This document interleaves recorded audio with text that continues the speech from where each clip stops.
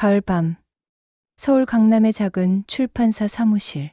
창밖으로 차가운 비가 유리창을 두들기고 있었다. 형광등, 불빛 아래 30대 중반의 지연이 두꺼운 원고, 더미 앞에 앉아 빨간 펜으로 교정을 보고 있었다. 그녀의 옆 책상에는 정지연 실장이라고 적힌 작은 명패가 놓여 있었다. 사무실 한쪽 구석, 40대 초반의 형 윤호가 커피를 마시며 신간 표지 시안을 살펴보고 있었다. 지연아, 윤호의 목소리가 조용한 사무실에 울렸다. 지연이 고개를 들었다. 네, 형. 윤호는 잠시 망설이다가 무심한 표정으로 입을 열었다. 솔직히 내가 내 곁에 있었던 게 후회돼. 그 말은 마치 오래 굳어있던 벽에 금이 가는 소리 같았다. 지연의 손에 들린 빨간 펜이 살짝 떨렸다. 무슨 말이에요? 회사가 커지면서 느끼는 건데 내가 너무 많은 걸 알고 있어. 윤호는 여전히 시안을 보며 말했다. 투자자들이 물어볼 때마다 내가 대답하고 작가들도 나보다 너를 더 신뢰해. 지연은 지난 8년을 떠올렸다. 번역 알바로 시작해서 형의 작은 출판사를 키워온 시간들. 원고 교정부터 인쇄소 설득, 투자 제안서 작성까지 모든 일을 도맡아 했던 날들. 명함에는 언제나 실장이라고 적혀 있었지만 실제로는 회사의 모든 기획과 운영을 책임졌다. 그런데 표지에는 늘 대표 윤호의 이름만 있었다. 형이 후회한다는 게 제가 일을 너무 많이 한다는 뜻인가요? 그게 아니야. 단지 윤호가 시안을 내려놓고 지연을 바라봤다. 사람들이 이 회사의 진짜 주인이 누군지 헷갈려 해. 지연의 심장이 소란스럽게 뛰기 시작했다. 하지만 이상하게 눈물은 나오지 않았다. 대신 낡은 문이 안쪽에서 천천히 닫히는 소리만 또렷하게 들렸다.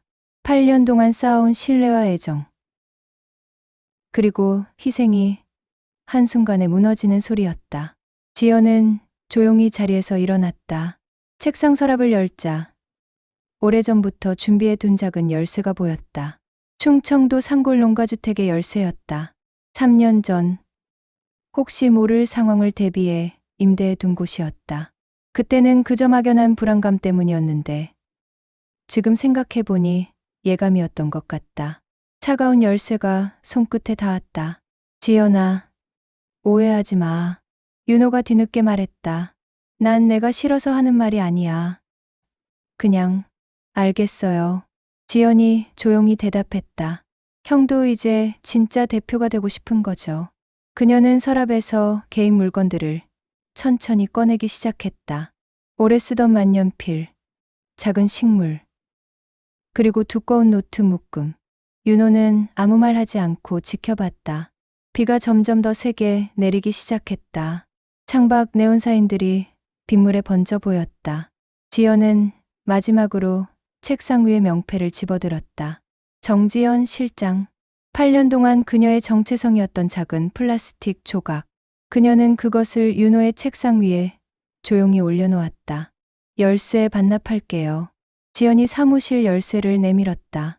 윤호가 당황한 표정으로 손을 저었다. 뭐 하는 거야? 나는 내가 나가라고 한 게 아니야. 알아요. 하지만 형 말이 맞아요. 지연이 코트를 걸치며 말했다. 이 회사의 진짜 주인이 누군지 확실히 해야죠. 그녀는 가방을 메고 사무실 문을 향해 걸었다. 지연아, 윤호가 불렀지만 지연은 돌아보지 않았다. 문을 열고 나가기 전 그녀는 잠시 멈춰서서 말했다. 8년 동안 고마웠어요. 형. 문이 닫히는 소리가 사무실에 울렸다. 윤호는 혼자 남은 사무실에서 지연이 남겨둔 명패를 바라봤다. 창밖으로는 여전히 가을 비가 내리고 있었다. 지연은 엘리베이터를 기다리며 깊게 숨을 들이켰다. 복도의 형광등이 차갑게 빛나고 있었다. 8년 동안 매일 지나다녔던 이 복도가 이제는 낯설게 느껴졌다. 엘리베이터 문이 열렸다. 그녀는 안으로 들어가 1층 버튼을 눌렀다. 거울에 비친 자신의 모습을 보니 생각보다 침착해 보였다. 눈이 붓지도 않았고 얼굴에 절망이 가득하지도 않았다. 오히려 어떤 해방감 같은 것이 느껴졌다. 내가 나를 구하고 있다. 그 생각이 처음으로 확실하게 들었다. 엘리베이터가 1층에 도착했다. 로비를 지나 밖으로 나오니 차가운 가을바람이 얼굴을 스쳤다. 비는 여전히 내리고 있었다. 지연은 휴대폰을 꺼내 전원을 껐다. 윤호에게서 올 연락을 받고 싶지 않았다. 마음을 바꿔달라는 부탁도, 사과도, 설득도 듣고 싶지 않았다. 길가에서 택시를 잡았다. 서울역으로 가주세요. 택시 기사가 백미러로 지연을 바라봤다. 밤차 타세요? 네. 지연은 간단히 대답하고 창밖을 바라봤다. 택시가 강남대로를 달리기 시작했다. 네온사인들이 빗물에 번져 흘러내렸다. 이 도시에서 8년을 살았지만 이렇게 도시를 바라본 것은 처음이었다. 항상 업무에 쫓겨 앞만 보고 달려왔었다. 회사 일, 형의 일, 작가들의 일, 정작 자신의 일은 언제 했는지 기억이 나지 않았다. 택시가 신호에 걸려 멈췄다. 옆 차선에서 한 커플이 우산을 나눠 쓰며 웃고 있는 모습이 보였다. 지연은 문득 궁금했다. 자신이 마지막으로 누군가와 진심으로 웃은 게 언제였을까? 회사 회식에서 억지로 웃었던 건 기억나지만 정말 행복해서 웃었던 기억은 가물가물했다. 손님, 도착했습니다. 기사의 말에 지연이 정신을 차렸다. 요금을 지불하고 택시에서 내렸다. 서울역 대합실은 늦은 시간임에도 사람들로 붐볐다. 마지막 KTX 시간표를 확인했다. 천안화 산행 막차가 30분 후에 있었다. 표를 끊고 대합실 의자에 앉았다. 가방에서 두꺼운 노트 중 하나를 꺼냈다. 8년간 기록해온 일기 같은 것이었다. 정확히는 억울한 일들의 기록이었다. 첫 페이지를 펼쳤다. 2017년 3월 15일 투자 제안서 발표. 윤호 형이 발표했지만 자료는 전부 내가 만들었다. 투자자들이 내 아이디어에 감탄했지만 칭찬은 모두 형에게 갔다. 2018년 11월 2일 베스트셀러 기획 퀘리. 내 아이디어로 시작된 프로젝트인데 계약서에 내 이름이 빠져 있었다. 형은 실수라고 했다. 하지만 벌써 세 번째다. 2019년 9월 28일 신간, 출간, 표지 크레딧에 내 이름은 없다. 기획부터 편집까지 모든 걸 내가 했는데 페이지를 넘길수록 마음이 무거워졌다. 하지만 동시에 어떤 정리되는 느낌도 들었다. 자신이 얼마나 오랫동안 투명인간 취급을 받아왔는지가 명확하게 보였다. 천안화 산행 KTX 곧 출발합니다. 안내방송이 울렸다. 지연은 노트를 덮고 가방에 넣었다. 개찰구를 통과해 플랫폼으로 향했다. KTX가 들어오는 소리가 들렸다. 큰 불빛이 터널에서 나타나더니 점점 가까워졌다. 열차가 멈추고 문이 열렸다. 지연은 자유석 안으로 들어갔다. 다행히 사람이 많지 않았다. 창가 자리에 앉아 가방을 무릎에 올려놓았다. 열차가 서울역을 떠나기 시작했다. 창밖으로 서울의 불빛들이 점점 멀어져 갔다. 한강이 어둠 속에서 검게 흘러가는 모습이 보였다. 지연은 처음으로 스스로에게 물어봤다. 나는 뭘 하고 싶었을까? 8년 전 대학을 졸업하고 윤호의 출판사에 들어갈 때의 꿈은 무엇이었을까? 번역가가 되고 싶었다. 좋은 외국 소설을 한국어로 옮기는 일. 그런데 어느새 기획자가 되어 있었고 편집자가 되어 있었고 운영진이 되어 있었다. 자신이 하고 싶었던 일은 언제부터 사라진 걸까? 열차가 속도를 높이며 어둠 속을 달렸다. 차창에 비친 자신의 모습을 보니 8년 전의 20대 중반 청년이 아니라 지친 30대 중반의 여성이 있었다. 하지만 그 얼굴에서 처음으로 어떤 결연함이 보였다. 이제 내 이름으로 살아보자. 작은 소리로 중얼거렸다. 옆자리에 앉은 할머니가 살짝 미소를 지었다. 무슨 좋은 일 있나, 딸아? 지연이 돌아보니 70대 정도로 보이는 할머니가 따뜻한 눈빛으로 바라보고 있었다. 새로운 시작을 하려고요. 그래, 좋구나.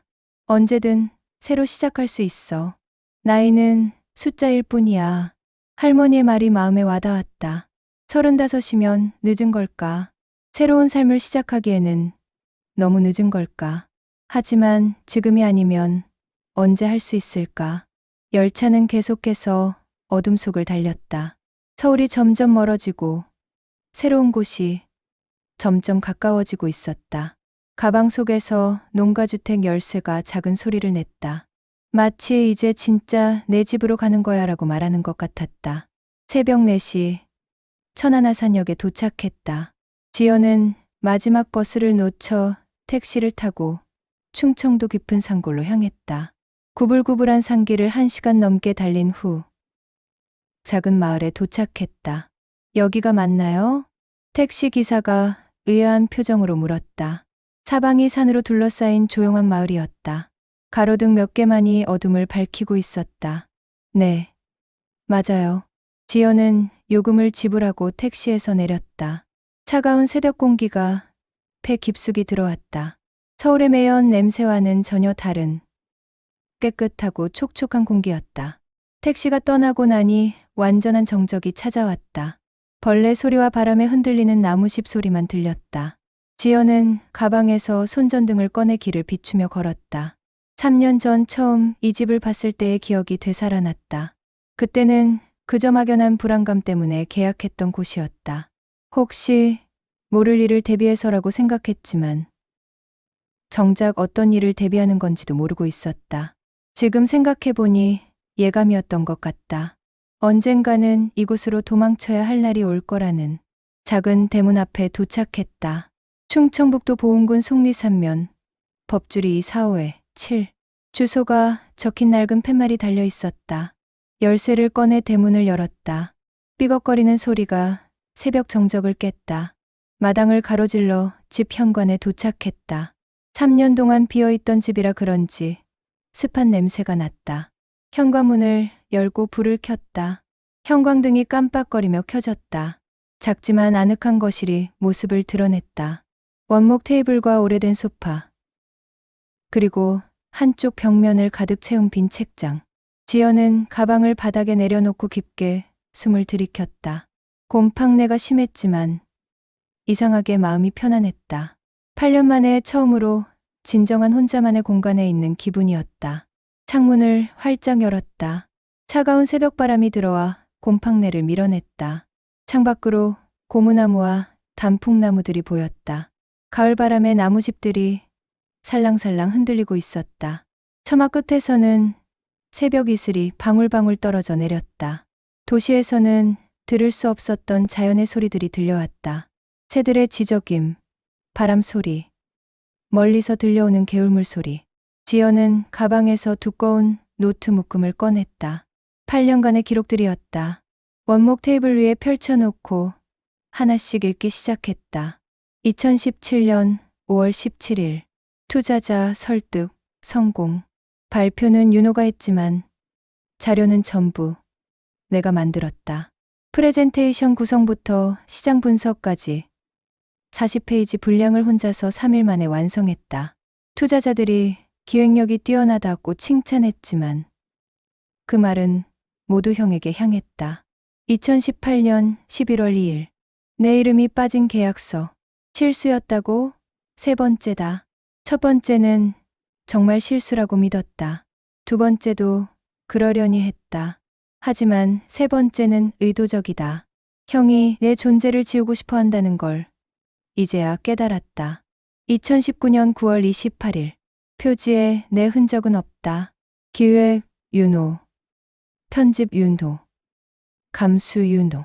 실제로는 기획부터 편집, 감수까지 모든 과정을 내가 혼자 했는데 심지어 제목도 내가 지었다. 하지만 어디에도 내 이름은 없다. 2020년 3월 15일 작가 미팅에서 배제당함. 중요한 미팅이라 대표만 참석하겠다는 형의 말. 하지만 그 작가는 내가 발굴했고, 내가 처음 연락을 취했고, 내가 원고를 검토했다. 정작 중요한 순간에는 나는 없다. 2021년 7월 8일 직원 채용 면접. 지원자가 회사에서 누가 실질적인 업무를 담당하나요? 라고 물었다. 형은 자연스럽게 제가 모든 걸 총괄합니다라고 답했다. 나는 옆에서 서류를 정리하는 보조 역할만 했다. 2022년 12월 30일 송년회에서 형의 연설. 올해도 혼자 힘으로 회사를 잘 이끌어왔다고 했다. 혼자 힘으로 새벽 2시까지 원고를 보던 건 나였고 주말에도 나와서 업무를 처리한 건 나였다. 하지만 혼자 힘이라고 했다. 페이지를 넘길수록 지연의 마음은 복잡해졌다. 분노와 허탈함, 그리고 어떤 후련함이 뒤섞였다. 8년 동안 자신이 얼마나 투명인간 취급을 받아왔는지가 적나라하게 드러났다. 회사의 사무실 조명처럼 당연히 있어야 하는 것으로 여겨져 왔다. 조명이 고장나면 불편하지만 평소에는 그 존재를 의식하지 않는 것처럼. 지연은 노트를 덮고 창밖을 바라봤다. 동쪽 하늘이 조금씩 밝아지고 있었다. 산능선 너머로 해가 떠오르려 하고 있었다. 8년 만에 처음 보는 일출이었다. 서울에서는 빌딩들 때문에 해를 제대로 볼 수 없었다. 붉은 빛이 점점 퍼지면서 하늘을 물들였다. 그리고 마침내 태양이 산 위로 고개를 내밀었다. 지연은 그 순간 깨달았다. 자신이 지금까지 해가 떠오르는 것을 보지 못했던 이유를 항상 누군가의 그림자 속에 있었기 때문이었다. 형의 그림자, 회사의 그림자, 타인의 기대라는 그림자. 하지만 이제는 달랐다. 이곳에서는 아무도 자신의 앞을 가리지 않았다. 처음으로 자신만의 일출을 보고 있었다. 노트의 마지막 페이지에 날짜를 적었다. 2024년 10월 15일. 나는 나를 구했다. 그리고 내 이름으로 다시 시작한다. 아침 햇살이 방 안으로 스며들었다.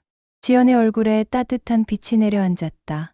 그녀는 처음으로 진짜 웃음을 지었다. 다음 날 오후 지연이 마당에서 빨래를 널고 있을 때 누군가 대문을 두드렸다. 지연아, 집에 있어? 익숙한 목소리에 지연이 고개를 들었다. 영란이었다. 대학 동기이자 유일하게 연락을 이어오던 친구. 지연은 급히 손을 닫고 대문으로 달려갔다. 영란아? 문을 열자 30대 중반의 영란이 환하게 웃고 있었다. 단발머리에 편안한 니트 스웨터를 입고 손에는 기타 케이스를 들고 있었다. 정말 여기 있었구나. 서울 갔다가 연락이 안 되길래 혹시나 해서 왔는데. 어떻게 알았어? 3년 전에 내가 이 집 계약했다고 말했잖아. 그때부터 언젠가는 여기로 도망칠 것 같다는 생각이 들었어. 영란은 지연을 위아래로 훑어보며 미소 지었다. 그런데 내 목소리가 왜 이렇게 가벼워졌어? 가방이 가벼워져서. 지연이 농담처럼 말하자 영란이 크게 웃었다. 역시 너답다. 들어가자. 두 사람은 집 안으로 들어갔다. 영란은 거실을 둘러보며 감탄했다. 와, 정말 아늑하다. 서울 원룸보다 훨씬 넓잖아. 차 끓여줄게. 지연이 부엌으로 향하자 영란이 뒤따라왔다. 나는 지금 마을 중학교에서 음악 교사를 하고 있어. 서울에서 2년 전에 내려왔거든. 정말? 그럼 여기서 오래 살았네. 응. 처음엔 적응이 힘들었는데 지금은 완전 촌놈이 됐어. 영란이 웃으며 말했다. 그런데 너는 정말 괜찮아? 갑자기 회사 그만두고. 지연은 찻잔에 뜨거운 물을 부으며 대답했다. 괜찮아. 아니, 괜찮아지고 있어. 무슨 일 있었어? 형이 내가 곁에 있었던 게 후회된다고 했어. 영란의 표정이 굳어졌다. 뭐라고? 윤호 형이? 8년 동안 내가 너무 많은 걸 알고 있어서 부담스럽다는 식으로 말하더라. 지연은 차를 우리며 담담하게 말했다. 영란이 주먹을 불끈 쥐었다. 정말 어이없다. 내가 얼마나 고생했는데. 대학 때부터 형 일 도와준다고 번역 알바까지 하면서. 이제 됐어. 오히려 고마워. 고맙다고? 응. 덕분에 정말 하고 싶은 게 뭔지 생각해 볼 수 있게 됐거든. 지연이 차를 건네며 말했다. 그래서 뭐 하고 싶은데? 영란이 찻잔을 받으며 물었다. 지연은 잠시 망설이다가 입을 열었다. 예전에 작곡하고 싶다고 한 적 있잖아. 대학교 2학년 때? 응. 그때 너한테 기타 배우겠다고 했었잖아. 영란의 눈이 반짝였다. 맞다. 그때 너 정말 재능 있었어. 멜로디 만드는 감각이 좋았다고. 기억해? 당연히 기억하지. 내가 만든 그 곡 이름 없는 노래. 나 아직도 가끔 흥얼거려. 지연이 놀란 표정을 지었다. 진짜? 진짜야. 그런데 갑자기 왜 안 한다고 했는지 이해가 안 됐어. 지연은 그때를 떠올렸다. 대학교 2학년 겨울방학. 형 윤호가 출판사를 차릴 계획이라며 도움을 요청했을 때였다. 음악으로는 먹고 살기 힘들다며 현실적인 일을 해야 한다고 설득했었다. 그때 지연은 형의 말이 맞다고 생각했다. 하지만 지금 생각해보니 형은 단순히 자신의 일손이 필요했던 것 같다. 그때 형이 현실적이어야 한다고 해서. 아, 그렇구나. 영란이 고개를 끄덕였다. 두 사람은 차를 마시며 이야기를 나눴다. 해가 질 때까지 앉아서 대학 시절 이야기, 그동안의 근황, 그리고 앞으로의 계획에 대해 대화를 이어갔다. 저녁이 되자 영란이 기타 케이스를 열었다. 예전엔 작곡했잖아. 손을 다시 대어봐. 갈색 통기타가 케이스 안에서 모습을 드러냈다. 지연은 설레면서도 두려웠다. 15년 만에 다시 기타를 잡는 것이었다. 할 수 있을까? 자전거 타는 것처럼 몸이 기억할 거야. 영란이 기타를 건넸다. 지연은 조심스럽게 기타를 받아 무릎에 올려놓았다. 차가운 현이 손끝에 닿았다. 쭈뼛거리며 왼손으로 M 코드를 잡았다. 오른손으로 현을 튕겼다. E 마이너의 우울하면서도 아름다운 소리가 울렸다. 거친 현 소리였지만 그 순간 굳어있던 어깨가 조금 내려앉았다. 어때? 영란이 기대하는 표정으로 물었다. 손가락이 아파. 지연이 웃으며 말했다. 그래도 소리는 나네. 당연하지. 기억 돌아오지? 영란의 말에 지연이 고개를 끄덕였다. 손가락 끝은 아팠지만 마음 어딘가에서 잠들어 있던 무언가가 깨어나는 느낌이었다. C 코드도 한번 해봐. 영란의 지도에 따라 지연은 C, M, F 코드를 차례로 연습했다. 손가락이 뻣뻣해서 제대로 소리가 나지 않았지만 점점 감각이 돌아왔다. 이제 간단한 멜로디 한번 쳐봐. 지연은 기억을 더듬어 옛날에 자주 쳤던 진행을 연주했다. M, C, G. 단순한 코드 진행이었지만 그 소리가 방 안을 채우자 두 사람 모두 조용해졌다. 지연아, 영란이 조용히 말했다. 너 정말 손 놓고 있었던 게 아깝다. 지연은 기타를 내려놓고 영란을 바라봤다. 다시 시작하기엔 너무 늦었을까? 무슨 소리야. 35살이 뭐가 늦어. 모차르트가 35살에 죽었는데 너는 이제 시작이야. 영란이 단호하게 말했다. 그런데 음악으로 어떻게 먹고 살아? 먹고 사는 것보다 중요한 게 있어. 내가 진짜 하고 싶은 일을 하는 거야. 밤이 깊어갈 때까지 두 사람은 기타를 번갈아 가며 연주했다. 영란은 최근에 작곡한 곡들을 들려주었고 지연은 어설프게나마 반주를 맞춰보았다. 내일부터 매일 와서 가르쳐 줄게. 영란이 기타를 케이스에 넣으며 말했다. 매일 괜찮아? 나도 심심했어. 그리고 내가 다시 음악하는 모습 보고 싶어. 영란이 집을 나서기 전에 지연의 어깨를 토닥였다. 지연아, 넌 지금이 가장 아름다워 보여. 갑자기 왜? 처음으로 내 모습으로 살고 있는 것 같아서. 문이 닫히고 혼자 남은 지연은 기타가 놓여있던 자리를 바라봤다. 손가락 끝이 아팠지만 마음은 이상하게 따뜻했다. 오랫동안 잃어버렸던 무언가를 되찾은 기분이었다. 자신의 목소리를 되찾은 기분이었다. 사흘 후 오후, 지연이 영란과 함께 기타 연습을 하고 있을 때 대문 밖에서 차 소리가 났다. 누가 올까? 영란이 고개를 들었다. 지연은 기타를 내려놓고 창문으로 다가갔다. 검은색 세단 한 대가 마당에 서 있었다. 차에서 20대 후반으로 보이는 여성이 내렸다. 미나였다. 윤호의 딸이자 회사의 격리 담당자였다. 미나? 지연이 놀라며 현관문을 열었다. 미나는 평소보다 창백한 얼굴로 지연을 바라봤다. 긴 생머리를 뒤로 묶고 단정한 정장 차림이었지만 표정이 어두웠다. 이모, 안녕하세요. 미나야, 갑자기 무슨 일이야? 여기까지 어떻게 왔어? GPS로 찾아왔어요. 이모한테 꼭 보여드릴 게 있어서요. 미나의 목소리가 떨렸다. 지연은 미나를 집 안으로 안내했다. 영란이 인사를 나누고 자리를 양보하려 했지만 지연이 만류했다.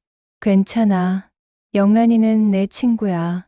세 사람이 거실 테이블에 둘러앉았다. 미나는 가방에서 낡은 노트 한 권을 꺼냈다. 지연이 그것을 보는 순간 얼굴이 굳어졌다. 자신이 회사에 남겨둔 노트 중 하나였다. 사무실 서랍 가장 안쪽에 숨겨두었던 것이었다. 이모, 아빠가 이걸 보셨어요.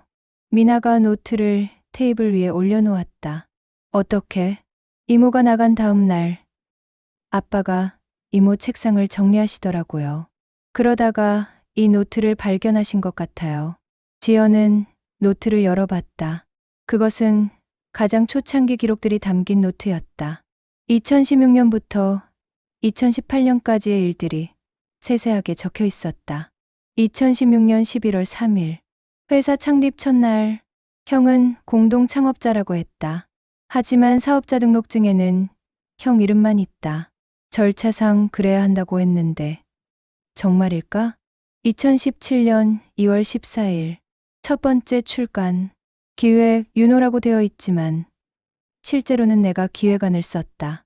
작가 섭외부터 편집 방향까지 모든 걸 내가 정했는데 2017년 6월 20일 투자 미팅, 형이 혼자서 이 모든 걸 해왔다고 말했다. 나는 옆에서 자료를 정리하는 보조였다. 그런데 그 자료를 만든 건 나였다. 2018년 3월 5일 직원 채용. 형이 신입 직원에게 이 회사는 제가 처음부터 혼자 키워온 회사입니다라고 소개했다. 혼자? 내가 투명인간인가? 2018년 8월 17일 베스트셀러 달성. 언론 인터뷰에서 형은 개인적인 노력의 결실이라고 했다. 새벽 3시까지 원고를 검토한 건 나였는데 미나가 조용히 말했다. 아빠가 이걸 밤새다 읽으셨어요. 그래서? 지연이 떨리는 목소리로 물었다. 처음엔 화를 내시더라고요. 지연이가 왜 이런 걸 적어놨냐면서요. 미나는 잠시 망설이다가 계속했다. 그런데 점점 표정이 이상해지셨어요. 아빠가 우시는 걸 처음 봤어요.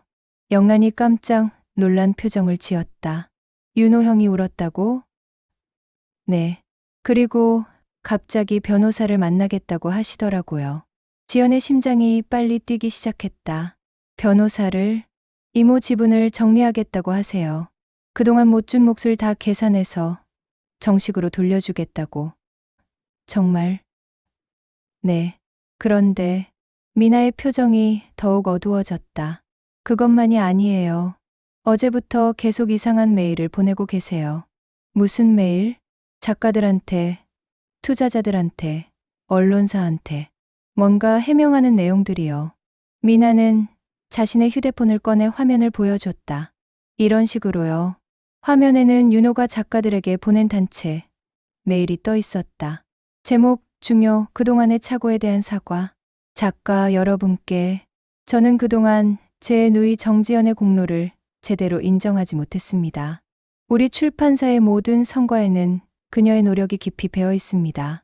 기획부터 편집, 작가 관리까지 실질적인 업무의 대부분을 그녀가 담당했음에도 저는 그것을 당연하게 여겼습니다. 이는 명백한 제 잘못이며 앞으로 이를 바로잡기 위해 노력하겠습니다. 윤호 드림. 지연은 메일을 읽으며 복잡한 기분이 들었다. 분노와 안도감, 그리고 어떤 허탈함이 뒤섞였다. 그런데 표정이 무서웠어요. 미나가 목소리를 낮춰 말했다. 무섭다고? 네.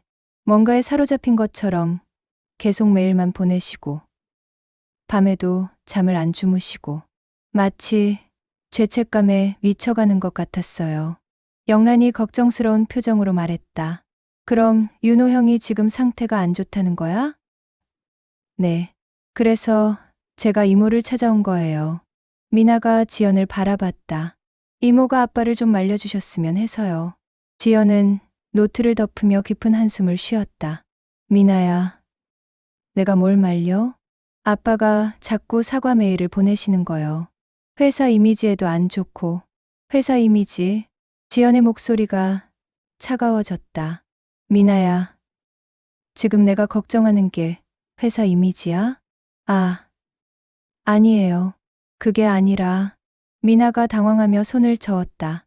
아빠가 너무 괴로워하시는 것 같아서요. 밥도 제대로 안 드시고, 계속 중얼거리시고. 지연은 잠시 생각에 잠겼다. 8년 동안 자신을 투명인간 취급했던 형이 뒤늦게 죄책감을 느끼고 있다는 것. 그것이 자신에게 어떤 의미일까? 용서해야 할까? 아니면 이제 와서 늦었다고 해야 할까? 이모, 한 번만 만나주세요. 미나가 간절한 표정으로 말했다. 아빠가 이모한테 직접 사과하고 싶어 하세요. 지연은 창밖을 바라봤다. 가을 해가 서산으로 기울어가고 있었다. 산 너머로 붉은 노을이 퍼지고 있었다. 그 노을을 보며 지연은 깨달았다. 자신이 더 이상 형의 사과나 인정을 기다리지 않는다는 것을, 이미 자신의 길을 찾아가고 있다는 것을. 미나야, 지연이 조용히 말했다. 형에게 전해줘. 사과는 필요 없다고. 대신 자신을 용서하라고. 그리고 앞으로는 정말 혼자 힘으로 회사를 운영해보라고. 미나의 눈에 눈물이 고였다. 이모, 괜찮아. 나는 이제 내 길을 가고 있으니까. 지연이 미나의 어깨를 토닥이며 말했다. 그리고 미나야, 너도 아빠 눈치만 보지 말고 얘가 하고 싶은 일을 찾아봐. 미나가 고개를 끄덕였다. 해가 완전히 지고 난 후 미나는 서울로 돌아갔다. 지연과 영란은 마당에서 별을 바라보며 앉아 있었다. 후련해? 영란이 물었다. 응. 그런데 이상해. 뭐가? 8년 동안 형이 내 공로를 인정해 주길 기다렸는데 막상 인정받으니까 별로 기쁘지가 않아. 왜일까? 지연이 하늘의 별들을 바라보며 말했다. 아마 이미 내가 나를 인정했기 때문인 것 같아. 영란이 미소를 지었다. 맞아. 그게 진짜 성장이야. 두 사람은 밤늦도록 별을 보며 앉아 있었다. 차가운 가을바람이 불었지만 마음은 따뜻했다. 그날 밤 11시, 지연이 기타 연습을 마치고 잠자리에 들 준비를 하고 있을 때 휴대폰에 새 메일 알림이 떴다. 발신인 표시는 알 수 없음이었다. 제목 진실을 원한다면. 지연은 이상한 예감이 들어 메일을 열어봤다. 윤호 대표가 귀하의 공로를 고의로 삭제한 증거를 가진 자입니다. 지난 8년간의 원본 계약서, 외부 회의록, 그리고 귀하의 아이디어가 담긴 기획안 원본 파일들을 모두 보관하고 있습니다. 특히 2017년 투자 유치 당시 윤호 대표가 투자자들에게 모든 기획을 혼자 했다고 거짓말한 녹음 파일도 있습니다. 진실을 세상에 드러내고 싶다면 다음 주 금요일 오후 2시 보은군 문화회관에서 열리는 문학과 저작권의 윤리 공개 토론회에 참석하십시오. 윤호 대표도 패널로 초청되어 있습니다. 토론회 중간에 이 모든 증거를 공개하겠습니다. 대가는 필요 없습니다. 다만 조건이 하나 있습니다. 당신이 직접 일어나서 당신의 이름으로 말하십시오. 더 이상 침묵하지 마십시오. 당신의 목소리로 진실을 말하십시오. 연락을 기다리지 마십시오. 그날 오후 2시 문화회관 앞에서 뵙겠습니다. 지연은 메일을 다시 읽으며 손이 떨렸다. 누군가가 8년간의 증거를 가지고 있었다는 것. 그것도 자신조차 모르는 녹음 파일까지. 누구일까? 회사 내부의 누군가인 것은 분명했다. 하지만 왜 지금까지 가만히 있었던 걸까? 그리고 왜 갑자기 나서려는 걸까? 지연은 휴대폰을 내려놓고 창밖을 바라봤다. 달빛이 마당을 은은하게 비추고 있었다. 벌레들의 울음소리가 밤의 정적을 채우고 있었다. 당신의 이름으로 말하십시오. 그 문구가 계속 머릿속을 맴돌았다. 8년 동안 자신은 정말 침묵해왔다. 형의 그늘에 숨어서 불편함을 감수하면서 목소리를 내지 않았다. 이제 누군가가 자신을 대신해서 진실을 폭로하겠다고 나섰다. 그런데 왜 마음이 편하지 않을까? 지연은 다시 메일을 읽었다. 당신의 목소리로 진실을 말하십시오. 그 순간 깨달았다. 자신이 원하는 것이 단순한 복수나 폭로가 아니라는 것을, 자신의 목소리를 되찾는 것이라는 것을. 다음 날 아침, 영란이 찾아왔을 때 지연은 메일을 보여줬다. 와, 이게 뭐야? 영란이 놀란 표정으로 메일을 읽었다. 누가 보낸 거야? 모르겠어. 회사 내부 사람인 것 같은데. 그럼 정말 증거가 있다는 거네? 그런 것 같아. 지연이 고개를 끄덕였다. 영란이 걱정스러운 표정을 지었다. 어떻게 할 거야? 모르겠어. 가야 할까? 그런데 이상하지 않아? 갑자기 익명의 누군가가 나타나서 도와주겠다니. 나도 그게 걸려. 지연은 메일을 다시 읽으며 말했다. 만약 이게 함정이라면? 함정? 누군가가 나를 더 큰 공경에 빠뜨리려는 거라면? 영란이 진지하게 생각하더니 말했다. 하지만 지연아, 이것도 기회야. 기회? 8년 동안 내가 증명하고 싶었던 걸 증명할 수 있는 기회 말이야. 지연은 잠시 생각에 잠겼다. 정말 그런 걸까? 자신이 원하는 것이 증명일까? 아니면 다른 무엇일까? 영란아, 나 질문 하나 해도 돼? 응. 만약 내가 나라면 어떻게 할 것 같아? 영란이 잠시 망설이더니 대답했다. 솔직히? 나라면 갈 것 같아. 왜? 8년 동안 억울했잖아. 이제 진실을 말할 기회가 온 거야. 그런데 지연이 주저하며 말했다. 나는 복수가 하고 싶은 게 아니야. 복수가 아니라 정이야. 정해? 응. 내가 받아야 할 인정을 받는 거야. 지연은 영란의 말을 곱씹어 봤다. 인정. 8년 동안 간절히 원했던 것. 하지만 이제는 그것보다 더 중요한 게 생겼다. 자신의 목소리, 자신만의 길. 영란아, 나 결정했어. 뭘? 갈 거야. 하지만 복수나 폭로를 위해서가 아니라. 지연이 잠시 말을 멈췄다가 계속했다. 내 목소리를 내기 위해서. 영란이 미소를 지었다. 그거면 됐어. 그날 오후 지연은 보은군 문화회관의 위치를 확인해 봤다. 집에서 차로 30분 거리였다. 토론회는 지역 문학인들과 출판업계 관계자들이 모이는 작은 행사였다. 문학과 저작권의 윤리라는 주제도 우연치고는 너무 적절했다. 지연은 갑자기 궁금해졌다. 이 모든 게 정말 우연일까? 누군가가 의도적으로 이 상황을 만든 건 아닐까? 저녁 무렵 지연은 기타를 들고 마당에 나가 앉았다. 별들이 하나둘 나타나기 시작했다. 그녀는 조용히 기타를 연주했다. C. 단순한 코드 진행이었지만 그 소리가 밤 공기를 타고 퍼져나갔다. 연주하면서 지연은 생각했다. 8년 전 자신이 꿈꿨던 것은 무엇이었을까? 유명해지는 것? 돈을 많이 버는 것? 형에게 인정받는 것? 아니었다. 그냥 자신만의 목소리를 갖는 것이었다.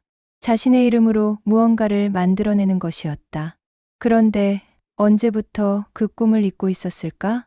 기타 소리가 밤하늘로 사라져갔다. 지연은 연주를 멈추고 하늘을 올려다봤다. 수많은 별들이 반짝이고 있었다. 각각의 별이 자신만의 빛을 내고 있었다. 아무도 그 별들에게 너무 밝다거나 다른 별을 가리고 있다고 말하지 않았다. 나도 그런 별이 되고 싶다. 지연이 작은 소리로 중얼거렸다.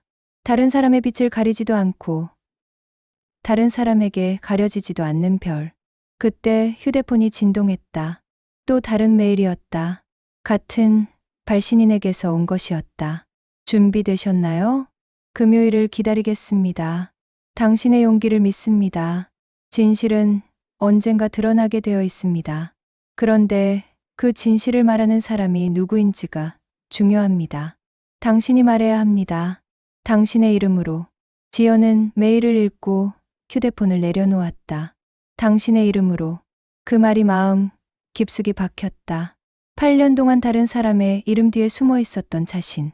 이제는 자신의 이름으로 서야 할 때가 온 것 같았다. 무섭기도 했지만 동시에 기대되기도 했다. 지연은 기타를 안고 집 안으로 들어갔다. 금요일까지 이틀이 남았다. 무엇을 말할지, 어떻게 말할지 생각해봐야 했다. 하지만 한 가지는 확실했다. 이번에는 도망치지 않겠다는 것. 자신의 목소리로 말하겠다는 것. 금요일 토론회를 하루 앞둔 목요일 밤. 지연이 내일 입을 옷을 고르고 있을 때 마당에서 차 소리가 났다. 밤 10시가 넘은 시간이었다. 누가 이런 늦은 시간에 올까? 지연은 현관문을 열지 않고 창문으로 밖을 내다봤다. 익숙한 검은색 세단이 보였다. 윤호의 차였다.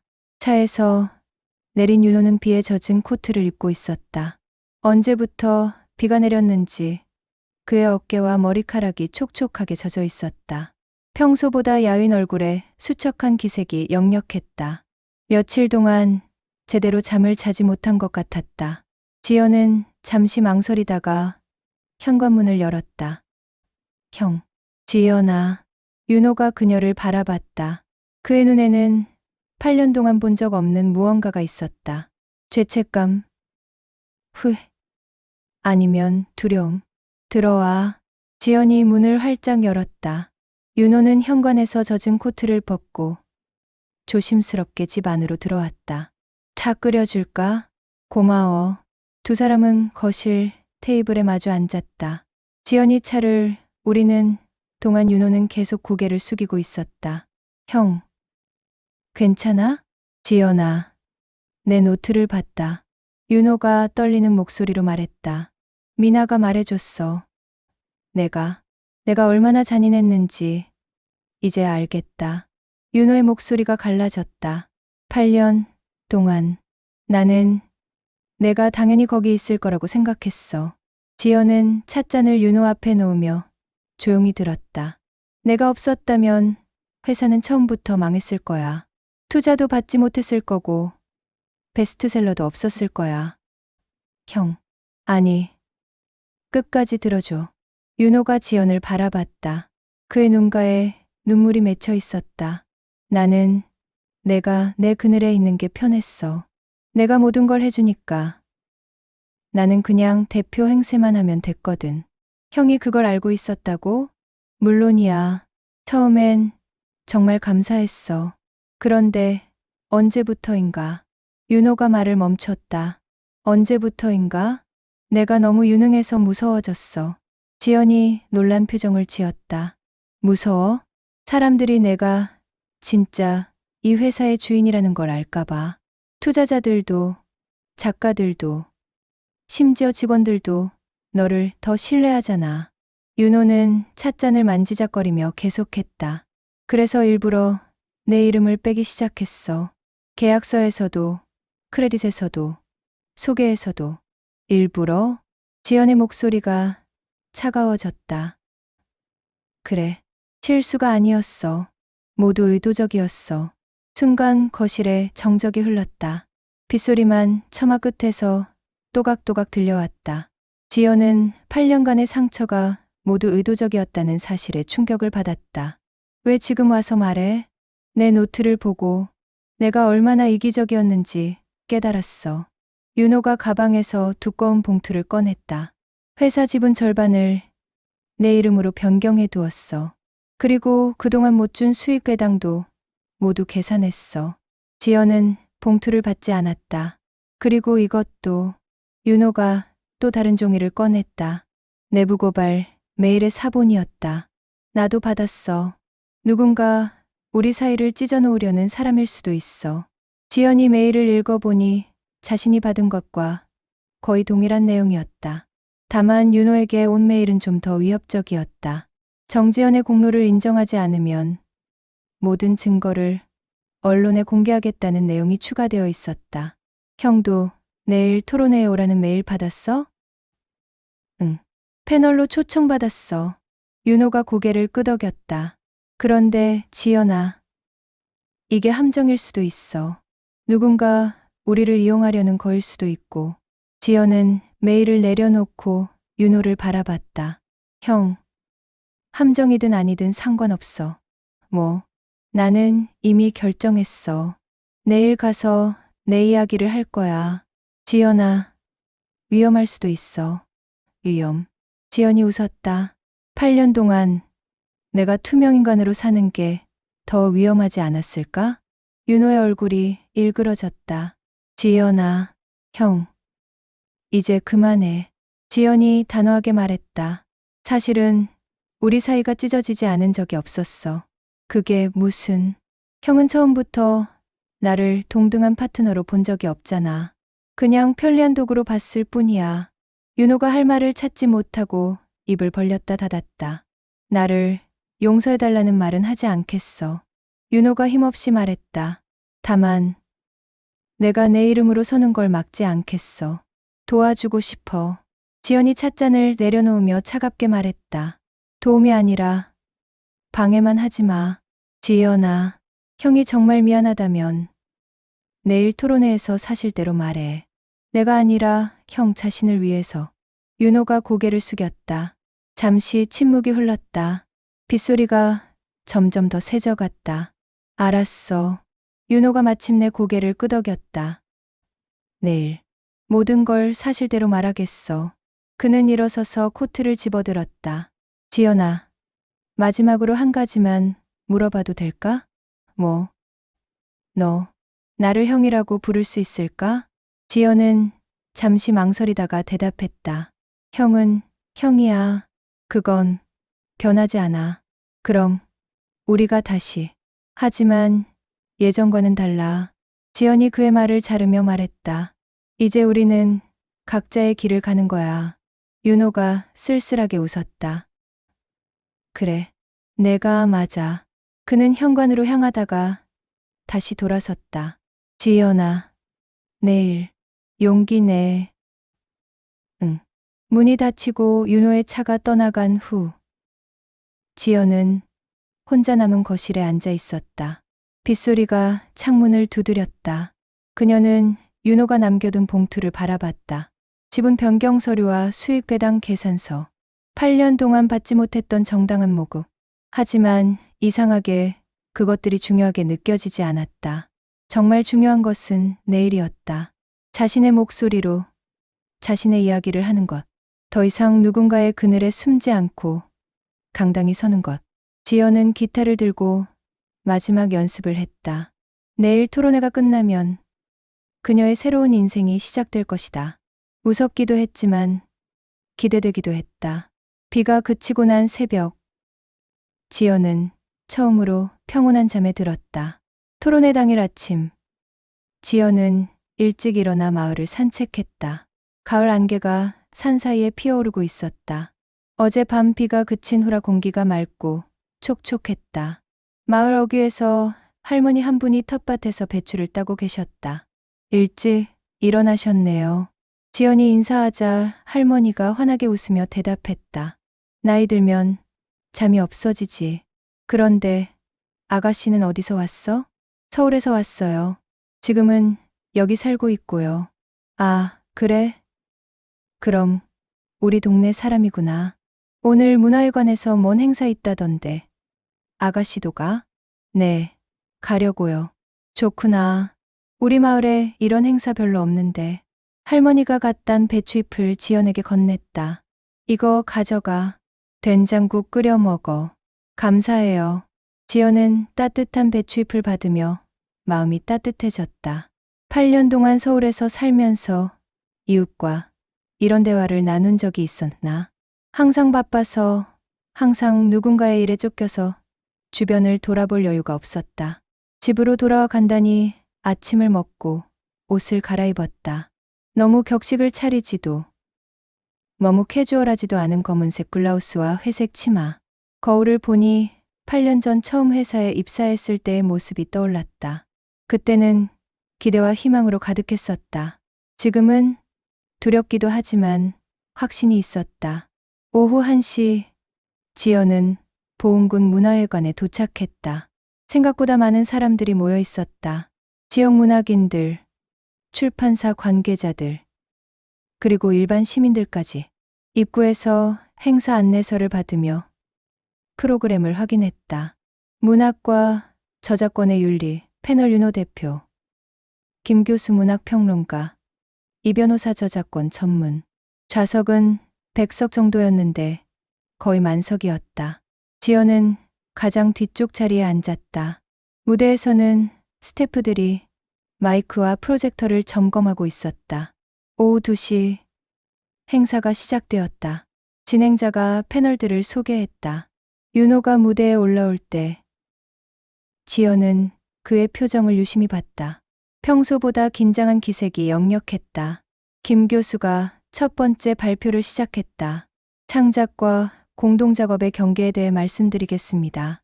지루한 이론 설명이 30분간 이어졌다. 그 다음은 이 변호사의 법적 해석. 마지막으로 윤호의 차례였다. 출판업계의 현실적 관점에서 말씀드리겠습니다. 윤호가 마이크를 잡고 발표를 시작했다. 저희 출판사의 경우, 그때 갑자기 회관 뒤쪽에서 누군가가 일어났다. 40대 중반으로 보이는 남성이었다. 잠깐만요. 그가 큰 목소리로 말했다. 제가 이 토론의 중요한 자료를 제공하고 싶습니다. 진행자가 당황한 표정을 지었다. 죄송하지만 예정에 없는, 이것은 공익을 위한 것입니다. 그 남성이 USB를 들어 보였다. 윤호 대표의 허위 발표를 증명할 수 있는 자료입니다. 회장이 술렁이기 시작했다. 지연의 심장이 빨리 뛰기 시작했다. 익명의 제보자가 나타난 것이었다. 윤호가 얼굴이 새파랗게 질린 채 그 남성을 바라봤다. 어떤 자료인지 먼저 확인해봐야. 진행자가 말하려 했지만 그 남성이 이미 스테이지로 올라가고 있었다. 발신자 없는 USB라고 하겠습니다. 그가 USB를 프로젝터에 연결했다. 이 자료들은 지난 8년간 정지연 씨의 공로가 의도적으로 삭제된 증거들입니다. 스크린에 문서들이 떠오르기 시작했다. 초판 계약서 원본 스캔하는 제목이 보였다.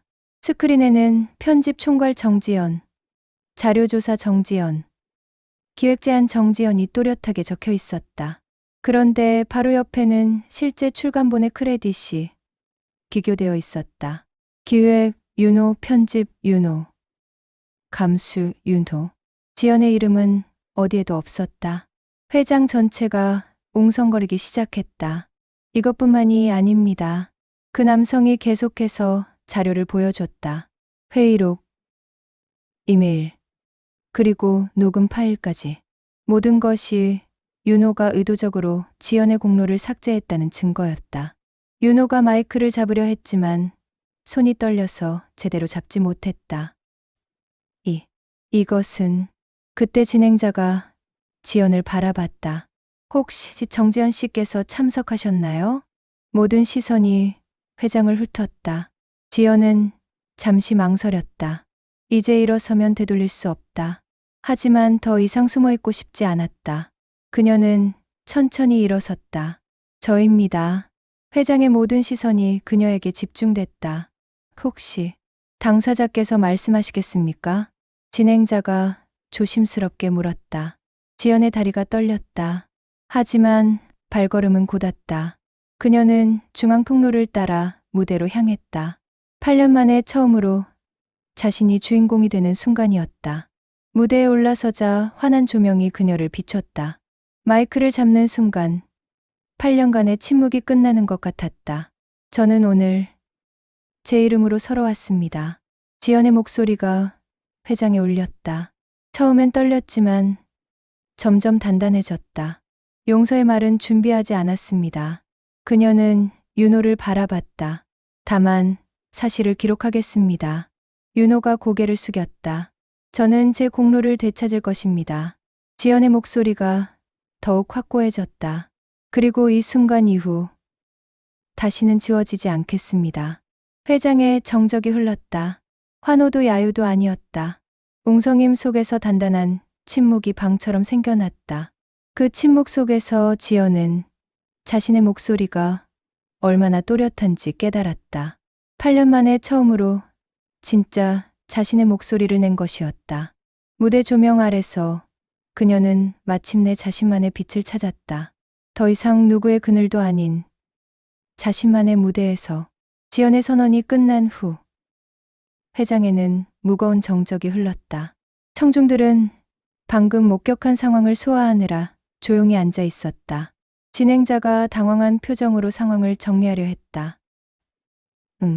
예상과 다른 상황이 되었는데요. 그때 윤호가 천천히 일어났다. 그의 얼굴은 창백했지만 눈빛에는 어떤 결심이 서려 있었다. 제가 말씀드리겠습니다. 윤호가 마이크를 향해 다가갔다. 지연은 그를 바라보며 한 발 물러섰다. 방금 공개된 증거들이 맞습니다. 윤호의 목소리가 떨렸다. 저는 정지연의 공로를 의도적으로 지웠습니다. 회장이 다시 한번 술렁였다. 8년 동안 제 누이는 회사의 모든 실질적인 업무를 담당했습니다. 윤호는 지연을 바라보며 계속했다. 기획부터 편집, 작가 관리, 투자 유치까지 모든 것이 그녀의 손을 거쳤습니다. 하지만 저는 대표라는 타이틀에 취해서 그의 목소리가 더욱 떨렸다. 제 이름만 내세웠습니다. 그녀의 공로를 의도적으로 숨겼습니다. 청중석에서 웅성거림이 일어났다. 왜 그런 일을? 한 청중이 질문했다. 윤호가 잠시 말을 멈췄다가 솔직하게 대답했다. 두려웠습니다. 사람들이 진짜 능력자가 누군지 알까봐. 합의나 실수가 아니었다는 말씀인가요? 김 교수가 날카롭게 물었다. 네, 모두 제 의도였습니다. 윤호가 고개를 숙이며 인정했다. 정지연의 공로가 삭제되었다는 사실만은 분명합니다. 그 책임은 전적으로 저에게 있습니다. 그 순간 청중석 한쪽에서 박수 소리가 들렸다. 마을에서 온 할머니였다. 용기 있게 말씀하셨네요. 그 박수가 점점 번져나갔다. 하지만 지연에게 향한 박수가 아니라 윤호의 용기 있는 고백에 대한 박수였다. 지연은 복잡한 심정이었다. 8년 동안 기다렸던 인정을 받았지만 이상하게 속이 시원하지 않았다. 진행자가 다시 마이크를 잡았다. 정지연 씨, 이 상황에 대해 어떻게 생각하시는지. 지연이 마이크를 받았다. 회장의 모든 시선이 그녀에게 집중되었다. 8년 동안 저는 인정받기를 기다렸습니다. 지연의 목소리가 또렷하게 울렸다. 하지만 지금 깨달은 것은 그녀는 잠시 말을 멈추고 청중들을 바라봤다. 다른 사람의 인정보다 중요한 것이 있다는 겁니다. 그것이 무엇인가요?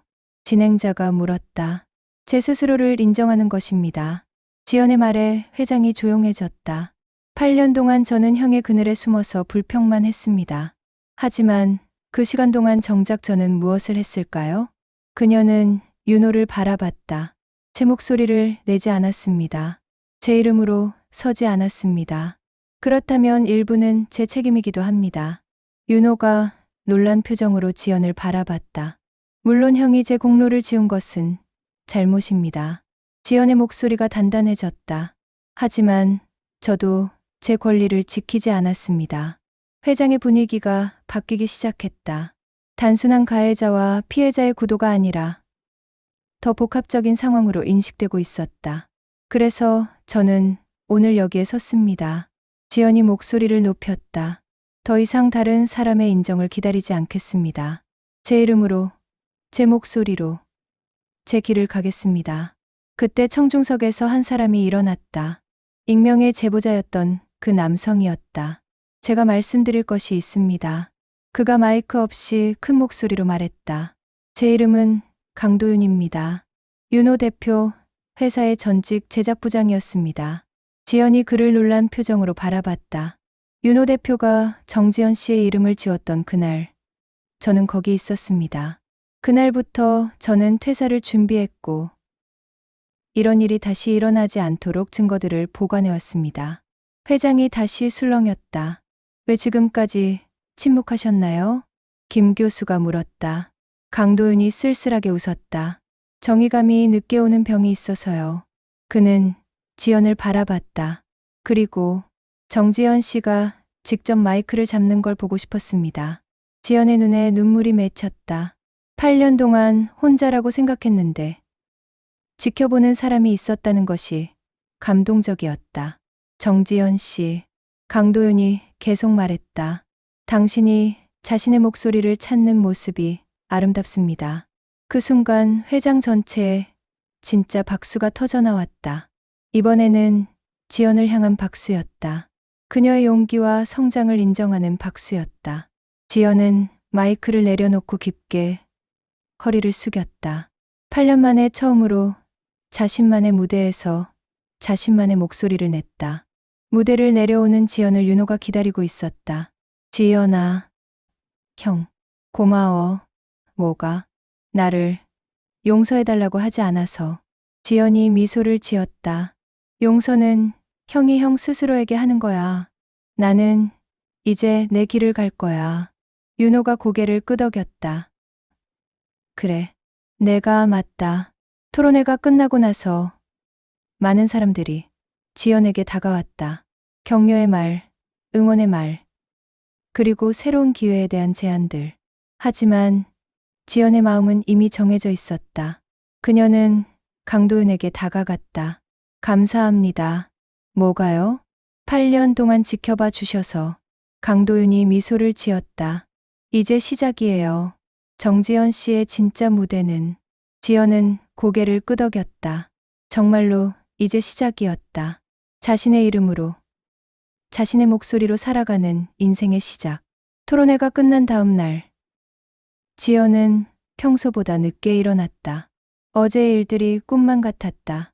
8년 만에 처음으로 자신의 목소리를 낸 것. 그리고 많은 사람들 앞에서 당당히 선 것. 하지만 평온한 아침은 오래가지 않았다. 오전 10시, 영란이 급하게 뛰어왔다. 지연아, 큰일 났어. 무슨 일이야? 지연이 놀라며 문을 열었다. 영란은 숨을 헐떡이며 휴대폰을 내밀었다. 인터넷 기사 봤어? 휴대폰 화면에는 자극적인 제목의 기사들이 줄지어 있었다. 형제의 내전, 8년간의 숨겨진 갈등, 폭발, 출판계 스캔들, 누이가 형을 고발하다. 정지연 is 윤호. 과연 누가 피해자인가? 지연이 기사들을 하나씩 읽어보니 어제의 상황이 완전히 왜곡되어 있었다. 마치 지연이 형을 모함하기 위해 치밀하게 계획을 세운 것처럼 묘사되어 있었다. 누가 이런 기사를 썼지? 여러 곳에서 동시에 올라왔어. 마치 조직적인 것 같아. 영란이 걱정스러운 표정으로 말했다. 지연은 계속 기사를 읽었다.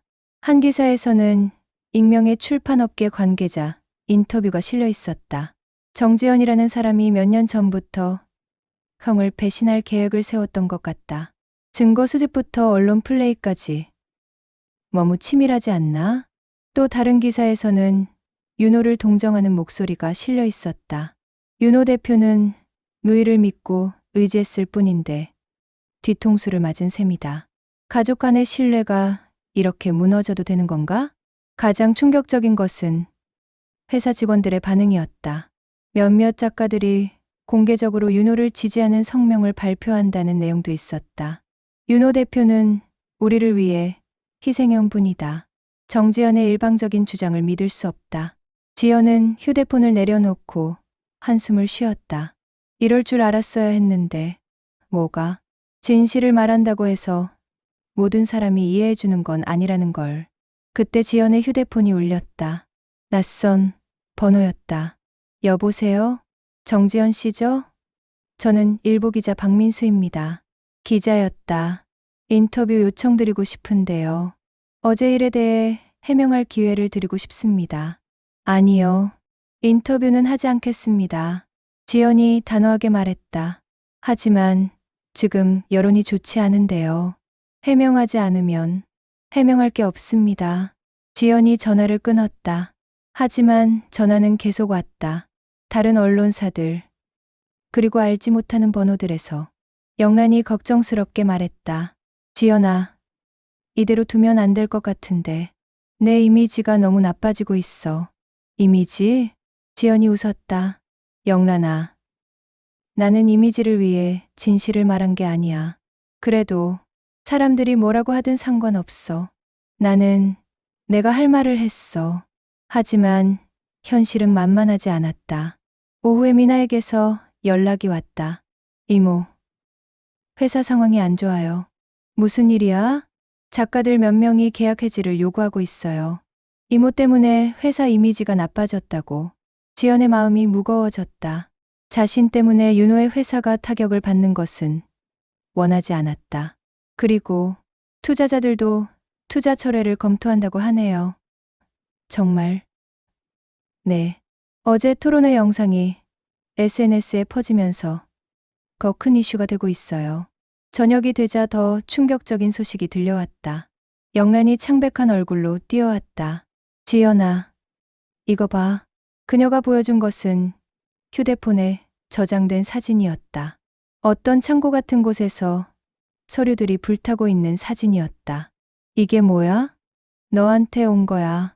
지연이 휴대폰을 확인하니 정말로 익명의 번호에서 사진이 왔다. 사진 아래에는 메시지가 있었다. 증거는 언제든 사라질 수 있다. 분명한 협박이었다. 누가 보낸 거야? 모르겠어. 그런데 이 사진, 정말 증거들을 태운 것 같아. 지연은 사진을 자세히 들여다봤다. 계약서 조각들과 서류 뭉치들이 불에 타고 있었다. 강도윤이 보관했던 증거들 중 일부가 아닐까 하는 생각이 들었다. 지연아, 이제 어떻게 할 거야? 영란이 걱정스럽게 물었다. 무서워? 무서워. 그런데 도망치긴 싫어. 지연이 단호하게 말했다. 그때 또 다른 메시지가 왔다. 너무 멀리 가지 마라. 조용히 사라져라. 그러면 더 이상 피해는 없을 것이다. 이번에는 직접적인 협박이었다. 영란이 손을 떨며 말했다. 지연아, 이거 신고해야 하는 거 아니야?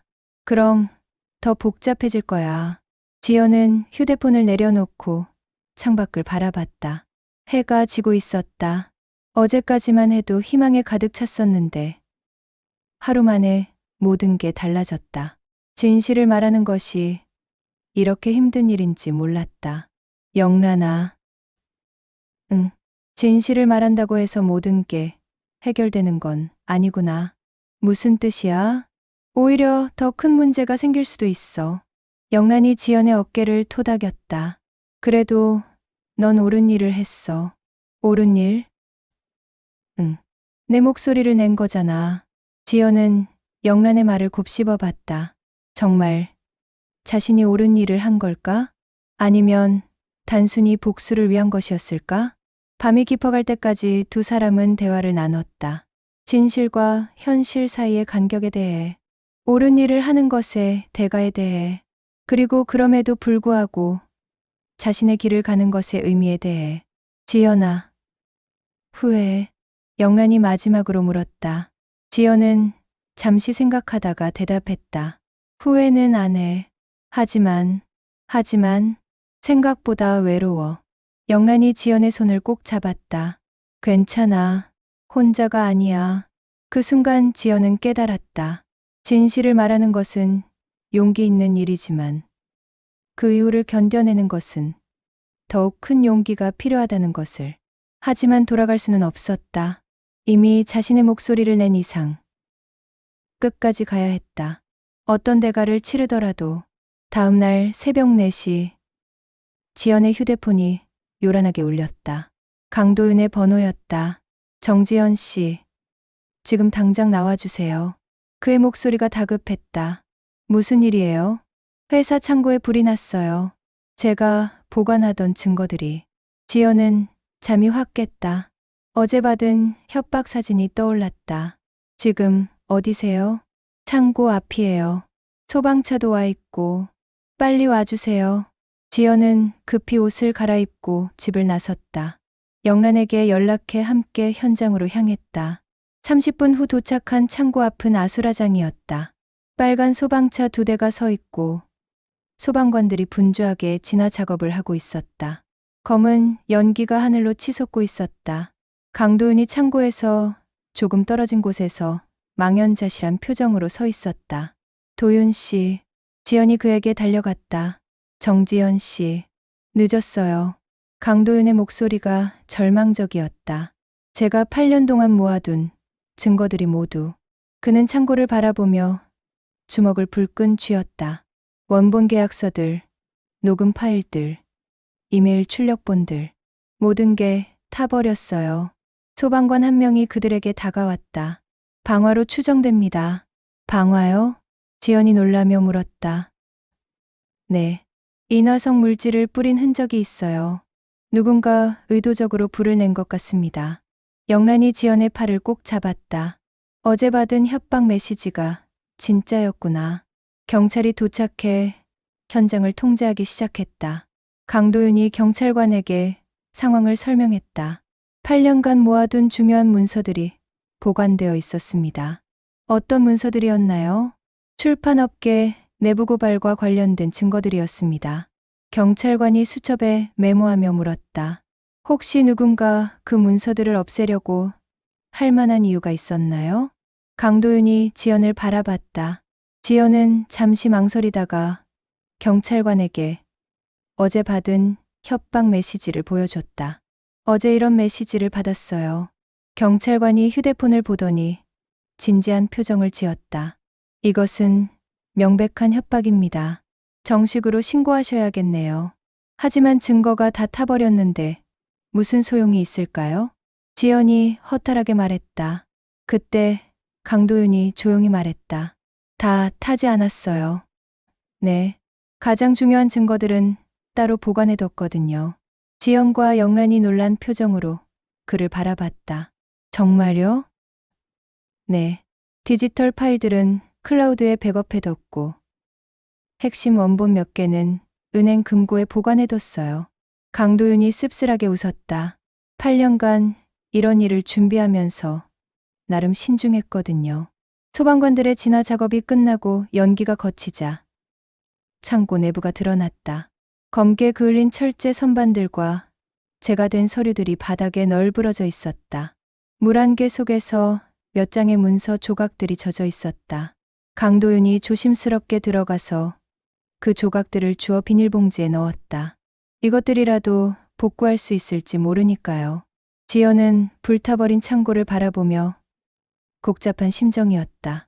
누군가 이렇게까지 해서 진실을 막으려 한다는 것이 무서웠다. 하지만 동시에 화도 났다. 도윤 씨, 혹시 누가 이런 짓을 했을지 짐작이 가세요? 글쎄요. 여러 가능성이 있죠. 강도윤이 젖은 문서들을 정리하며 말했다. 윤호 대표 편에 선 사람들, 회사 관계자들, 아니면 더 큰 배우가 있을 수도 있어요. 영란이 걱정스럽게 말했다. 지연아, 이제 정말 위험한 것 같아. 경찰 보호를 요청해야 하는 거 아니야? 지연은 잠시 생각에 잠겼다. 정말 이대로 물러설 것인가? 아니면 끝까지 가볼 것인가? 도윤 씨, 백업해둔 자료들로도 충분한가요? 네, 핵심 증거들은 다 있어요. 그럼 계속 해봐요.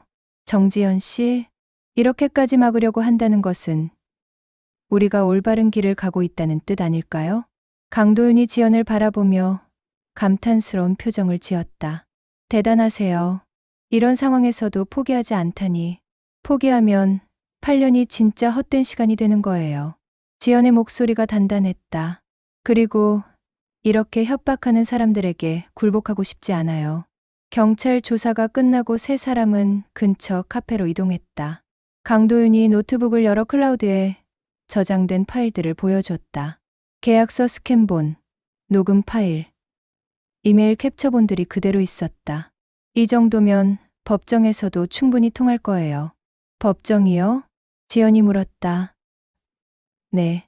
이제 정식으로 소송을 진행하시는 게 좋을 것 같아요. 강도윤이 진지하게 말했다.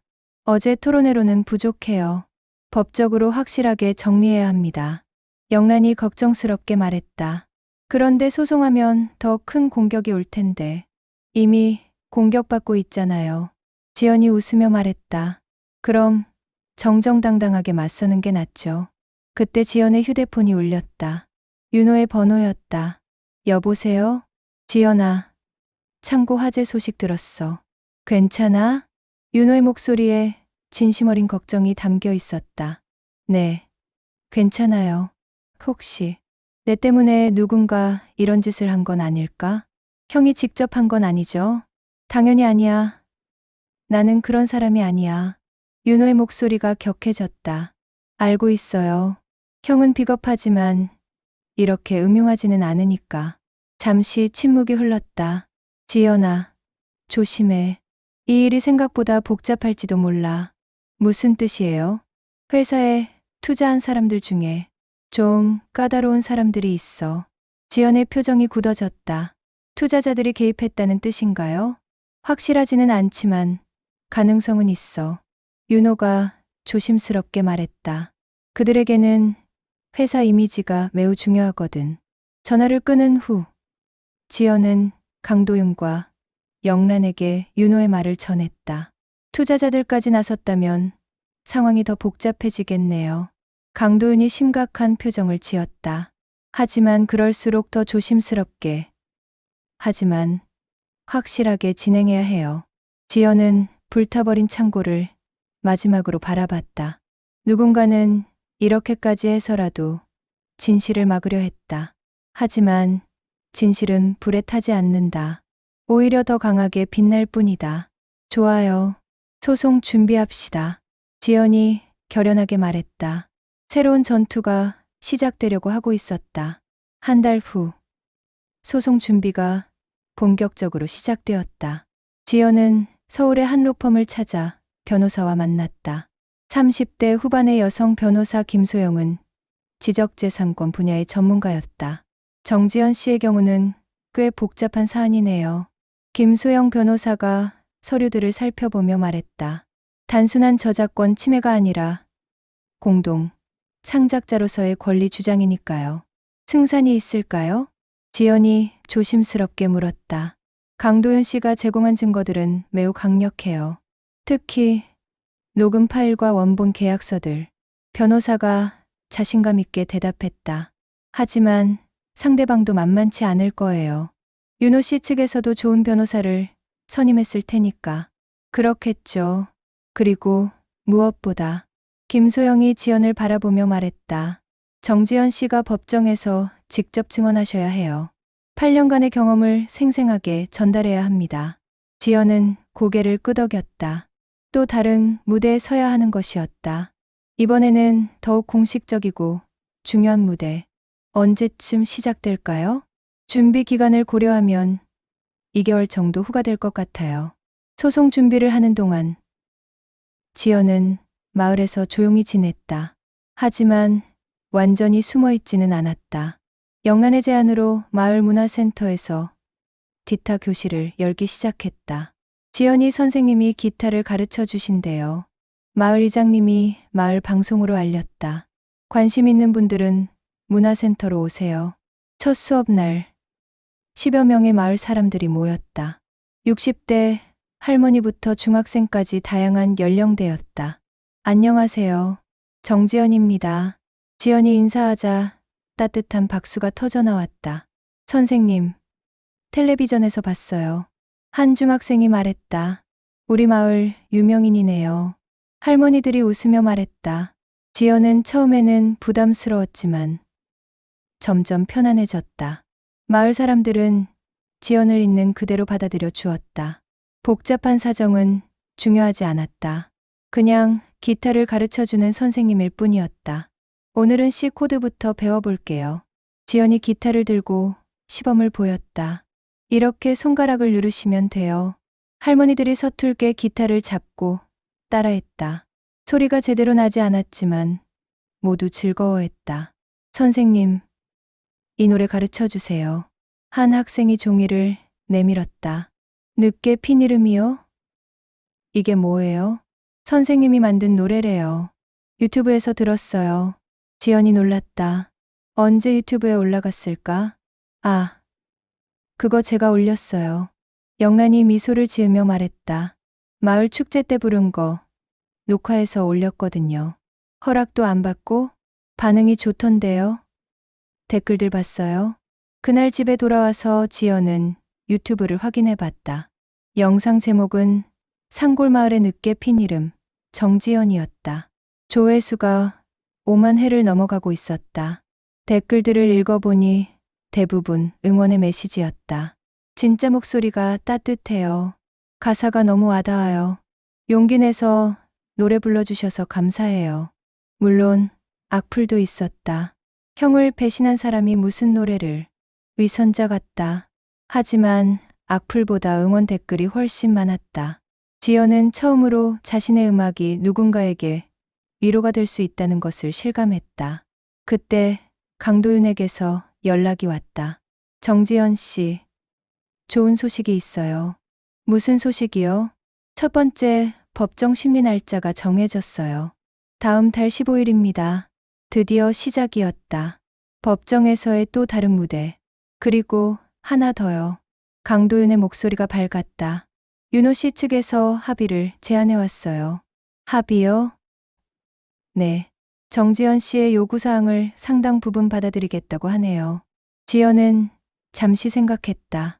합의를 하면 법정에 서지 않아도 된다. 복잡하고 힘든 과정을 피할 수 있다. 하지만 거절하겠어요. 왜요? 조건이 나쁘지 않은데요. 법정에 서고 싶어요. 지연의 목소리가 확고했다. 왜 굳이? 제 이야기를 공식적으로 기록하고 싶어요. 그렇다. 이것은 단순한 보상의 문제가 아니었다. 자신의 존재를 공식적으로 인정받고 싶었다. 법원이라는 가장 공식적인 장소에서. 알겠어요. 그럼 끝까지 가봅시다. 강도윤이 지연의 결심을 지지했다. 법정 심리 일주일 전 마을에서 큰 음악제가 열렸다. 지연의 기타 교실 학생들이 무대에 오르기로 했다. 선생님도 같이 나오세요. 학생들이 졸랐다. 저는 괜찮아요. 안 돼요. 선생님이 가르쳐 주신 거잖아요. 결국 지연도 함께 무대에 오르기로 했다. 영란이 포스터를 만들었다. 정지연과 함께하는 늦게 핀 이름. 마을 주민 합창단. 지연의 이름이 크게 적힌 포스터였다. 8년 만에 처음으로 자신의 이름이 당당히 걸린 무대였다. 공연 당일 예상보다 많은 사람들이 왔다. 마을 사람들뿐만 아니라 인근 지역에서도 많이 왔다. 유튜브 영상을 본 사람들이었다. 무대에 오르기 전 지연은 떨렸다. 법정과 무대. 하나는 나를 세우고 하나는 빛을 모았다. 지연은 하루는 변호사와 조항을 외우고 하루는 기타와 호흡을 맞추었다. 두 개의 전혀 다른 무대를 준비하는 것은 쉽지 않았다. 하지만 둘 다 자신의 목소리를 내는 무대였다. 준비되셨나요? 영란이 물었다. 네. 지연이 기타를 들고 무대로 향했다. 무대 위에서 마이크를 잡는 순간 지연은 깨달았다. 이제 더 이상 무서워하지 않는다는 것을. 자신의 목소리를 내는 것이, 자신의 이름으로 서는 것이. 첫 곡이 시작되었다. 지연의 목소리가 밤하늘에 울려 퍼졌다. 늦게 핀 이름. 이제야 부르네. 마을 음악제가 끝나갈 무렵 객석맨 뒤에서 누군가가 천천히 일어섰다. 어둠 속에서 익숙한 실루엣이 보였다. 윤호였다. 그는 조용히 박수를 쳤다. 처음에는 혼자였지만 점점 다른 관객들도 함께 손뼉을 맞췄다. 지연은 무대에서 그를 바라봤다. 8년 만에 처음으로 형이 자신의 공연을 보러 온 것이었다. 그것도 자신의 이름이 걸린 무대에. 공연이 끝나고 백스테이지에서 두 사람은 마주했다. 윤호는 비에 젖지 않았지만 어깨가 무거워 보였다. 며칠 동안 잠을 제대로 자지 못한 듯 얼굴이 수척했다. 지연아. 형. 잠시 침묵이 흘렀다. 바람에 흔들리는 나무십 소리만 들렸다. 노래. 좋았어. 윤호가 먼저 입을 열었다. 고마워. 언제부터 다시 시작한 거야? 여기 온 후부터요. 그래. 윤호는 한숨을 길게 내쉬었다. 지연아. 다음 주 법정에 서는 거 맞지? 네. 혹시 그 전에 우리 이야기 좀 할 수 있을까? 지연은 잠시 망설였다. 법정을 앞두고 윤호와 대화하는 것이 좋을까? 하지만 거절할 이유도 없었다. 좋아요.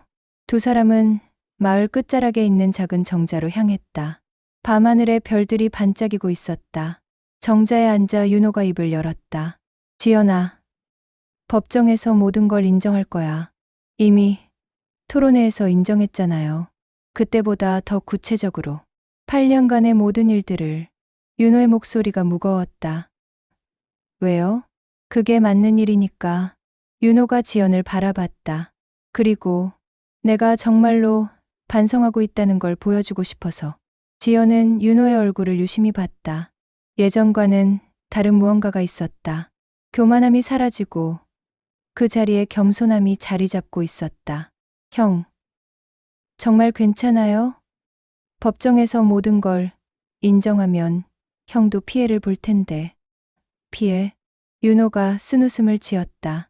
나는 이미 가장 소중한 걸 잃었어. 뭐려?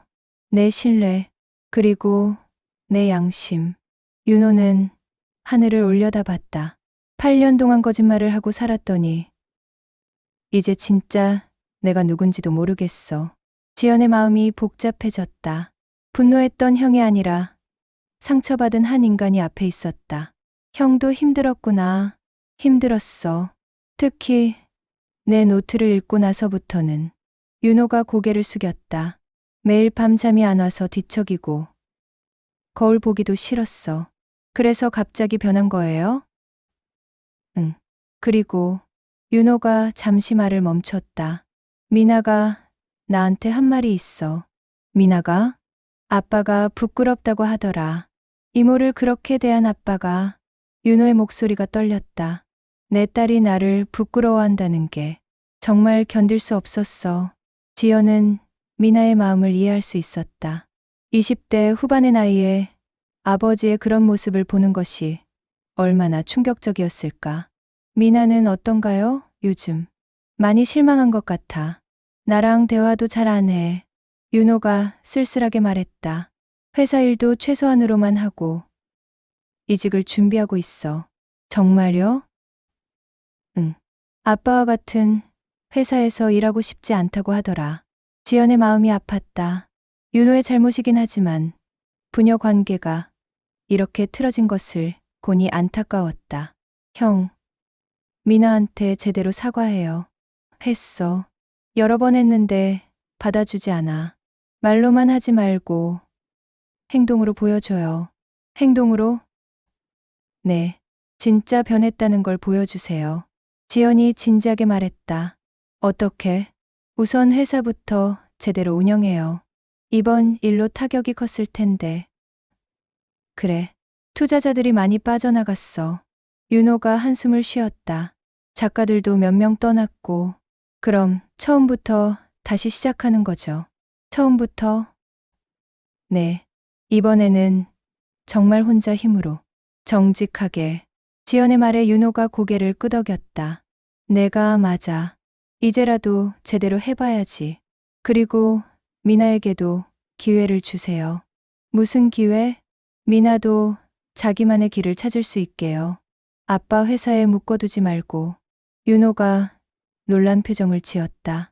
그럼 미나까지 떠나면 혼자 남는 게 무서워요? 지연이 직설적으로 물었다. 윤호가 잠시 말을 못하다가 고개를 끄덕였다. 무서워. 정말 혼자가 될까봐. 하지만 그게 형이 배워야 할 거예요. 지연의 목소리가 따뜻했지만 단호했다. 혼자서도 설 수 있는 법을. 너처럼? 네, 저처럼. 두 사람은 한동안 조용히 앉아 있었다. 별들이 더욱 밝게 빛나고 있었다. 지연아, 마지막으로 하나만 물어봐도 될까? 뭐요? 넌 나를 형이라고 부를 수 있을까? 앞으로도. 지연은 잠시 생각했다. 형은 형이에요. 그건 변하지 않아요. 그럼 우리가 다시. 하지만 예전과는 달라요. 지연이 윤호의 말을 자르며 말했다. 이제 우리는 각자의 자리에서 각자의 일을 하는 거예요. 각자의 자리? 네. 형은 진짜 대표의 자리에서, 저는 제 이름의 자리에서. 윤호가 쓸쓸하게 웃었다. 그래. 그게 맞는 것 같아. 그는 일어서며 말했다. 지연아, 다음 주 법정에서 용기 내. 네. 그리고 고마워. 뭐가요? 나한테 혼자 서는 법을 가르쳐줘서. 윤호가 떠난 후 지연은 혼자 정자에 앉아 있었다. 8년 만에 처음으로 형과 진솔한 대화를 나눴다. 상처받은 두 사람이 서로를 이해하려고 노력한 시간이었다. 완전한 화해는 아니었지만 새로운 시작을 위한 첫걸음이었다. 지연은 하늘의 별들을 바라보며 생각했다. 이제 정말로 각자의 길을 갈 시간이 왔다는 것을. 그리고 그것이 사람 모두에게 더 나은 선택일 거라는 것을. 바람이 불어와 머리카락을 흩날렸다. 차가운 바람이었지만 마음은 따뜻했다. 2달 후 서울중앙지방법원. 지연은 정장을 입고 법원 계단을 올라갔다. 검은색 재킷에 흰 블라우스, 차분한 회색 치마. 8년 전 처음 회사에 입사했을 때와 비슷한 차림이었지만 마음가짐은 완전히 달랐다. 그때는 누군가의 그늘에 숨으려 했다면 지금은 당당히 자신의 자리에 서려 했다. 긴장돼요? 옆에서 김소영 변호사가 물었다. 조금. 하지만 준비는 됐어요. 지연이 법원 입구를 바라보며 답했다. 법정 안은 생각보다 많은 사람들로 가득했다. 언론사 기자들, 출판업계 관계자들, 그리고 지연을 응원하러 온 마을 사람들까지. 영란도 앞자리에 앉아 지연에게 힘내라는 표정을 지어 보였다. 강도윤은 증인석 근처에 앉아 서류를 정리하고 있었다. 지연이 원고석에 앉자 맞은편 피고석에 윤호가 나타났다. 그는 어두운 정장을 입고 있었고 표정이 무거웠다. 두 사람의 시선이 잠시 마주쳤다. 윤호가 작게 고개를 끄덕였고 지연도 조용히 인사를 받았다. 재판장님께서 입정하십니다. 법정이 조용해졌다. 50대 중반의 여성 판사가 등장했다. 사건 번호 2024갑 12만 3456 정지연 대 윤호 공동 창작자 권리확인 및 손해배상 청구 사건을 개정합니다. 드디어 시작이었다. 김소영 변호사가 일어나 소장을 낭독했다. 원고 정지연은 8년간 피고 윤호와 함께 출판업에 종사하며 실질적인 공동 창작자 역할을 수행했으나 피고가 의도적으로 원고의 공로를 삭제하고 배제했습니다. 윤호 측 변호사도 반박했다. 피고는 회사의 정당한 대표로서 업무를 수행했을 뿐이며 원고의 주장은 과장된 면이 있습니다. 하지만 강도윤이 제출한 증거들이 나오자 분위기가 바뀌었다. 녹음 파일이 법정에 울려 퍼졌다.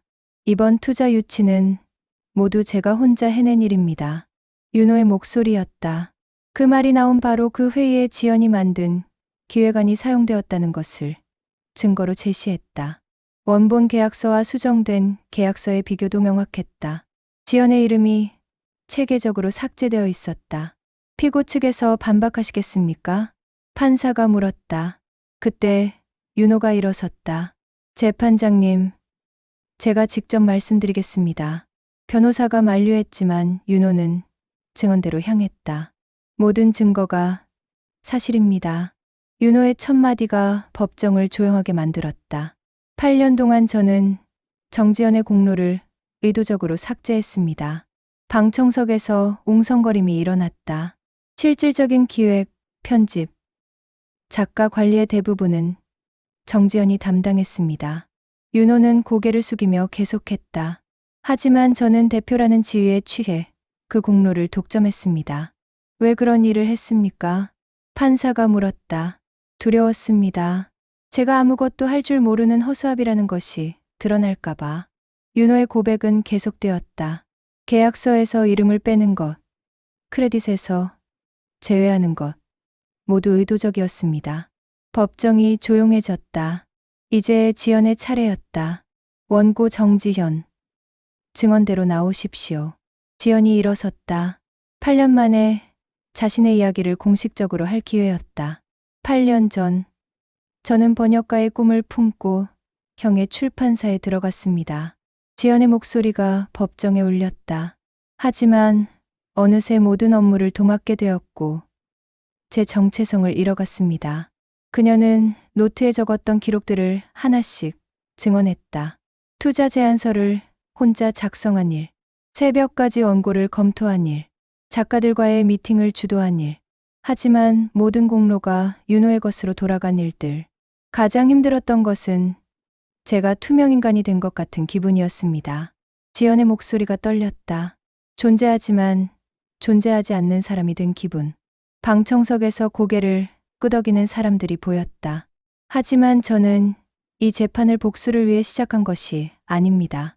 지연이 목소리를 높였다. 제 존재를 공식적으로 기록하기 위해서입니다. 더 이상 누군가의 그늘에 숨지 않고 제 이름으로 서기 위해서입니다. 박수가 터져나왔다. 영란이 눈물을 닦으며 박수를 쳤고 마을 사람들도 힘차게 손뼉을 쳤다. 정숙하십시오. 판사가 말했지만 미소를 감추지 못했다. 증인 신문이 끝나고 최종 변론이 있었다. 김소영 변호사가 마지막으로 말했다. 이 사건은 단순한 저작권 분쟁이 아닙니다. 한 사람의 존재 가치와 정체성을 되찾는 일입니다. 2주 후 판결이 내려졌다. 지연은 다시 법정에 섰다. 이번에는 더 많은 사람들이 와 있었다. 마을 사람들뿐만 아니라 전국에서 온 사람들까지. 판결을 선고합니다. 판사가 판결문을 들었다. 원고 정지연의 실질적 기여가 피고 윤호의 출판사 성과에 본질적으로 기여했음을 인정합니다. 첫 번째 승리였다. 따라서 피고는 원고에게 지분 30%에 해당하는 금액과 8년간의 배당금을 지급하라. 두 번째 승리. 또한 피고는 과거 출간물의 크레딧을 수정하여 원고의 공로를 명시하라. 세 번째이자 가장 중요한 승리였다. 판사가 마지막으로 말했다. 이 사건은 공동 창작의 윤리와 표시 의무에 관한 사회적 경종이 되기를 바랍니다. 법정에 환호가 터져나왔다. 지연은 눈물을 참으며 고개를 숙였다. 8년 만에 자신의 존재를 공식적으로 인정받았다. 법원 앞 계단에서 기자들이 몰려들었다. 한 말씀만 부탁드립니다. 지연은 잠시 생각하다가 입을 열었다. 제 이름을 얻었습니다. 짧고 명확한 선언이었다. 이제 제 몫의 침묵도 돌려받겠습니다. 그녀는 마이크를 내려놓고 준비한 봉투를 윤호에게 건넸다. 이게 뭐야? 농가주택 주소예요. 가끔 놀러와요. 단, 손님으로. 윤호가 봉투를 받으며 고개를 끄덕였다. 그의 눈빛은 예전보다 가벼웠다. 누군가의 자리를 빼앗아 채우는 방식이 아니라 자신의 빈칸을 마주하는 방식으로 변화하고 있었다. 고마워. 지연아. 뭐가요? 나에게 혼자 서는 법을 가르쳐줘서. 지연이 미소를 지었다. 형도 이제 진짜 대표가 되세요. 법원을 나서며 지연은 하늘을 올려다봤다. 구름 사이로 햇살이 비치고 있었다. 8년 만에 처음으로 자신만의 햇빛을 받고 있는 기분이었다. 1년 후 봄이 돌아왔다. 삼벚꽃이 바람을 타고 흩날리고 있었다. 지연의 농가주택 마당에는 작은 야외 무대가 설치되어 있었다. 손수 만든 간이 무대였지만 정성이 가득 담겨 있었다. 마을 사람들이 하나둘 모여들었다. 할머니들, 아저씨들, 그리고 지연의 기타 교실을 다니는 학생들까지. 손글씨로 쓴 현수막이 무대 위에 걸려 있었다. 늦게 핀 이름, 정지연 첫 번째 단독 콘서트. 지연의 이름이 당당히 적힌 현수막이었다. 더 이상 누구의 이름 뒤에 숨지 않은 오롯이 자신만의 이름. 선생님, 준비 다 됐어요? 중학생 제자 하나가 뛰어와서 물었다. 응, 거의 다 됐어. 지연이 기타를 조율하며 답했다. 1년 전과는 완전히 다른 모습이었다. 얼굴에는 평온함이 있었고 눈빛에는 자신감이 넘쳤다. 무엇보다 그녀가 입고 있는 하얀 원피스에서 자유로움이 느껴졌다. 오후 2시 작은 콘서트가 시작되었다. 영란이 사회를 맡았다. 안녕하세요, 여러분. 오늘 이 자리에 와주셔서 감사합니다. 영란의 목소리가 따뜻했다. 1년 전 서울에서 내려온 한 여성이 있었습니다. 상처받고 지쳤지만 포기하지 않았던 사람.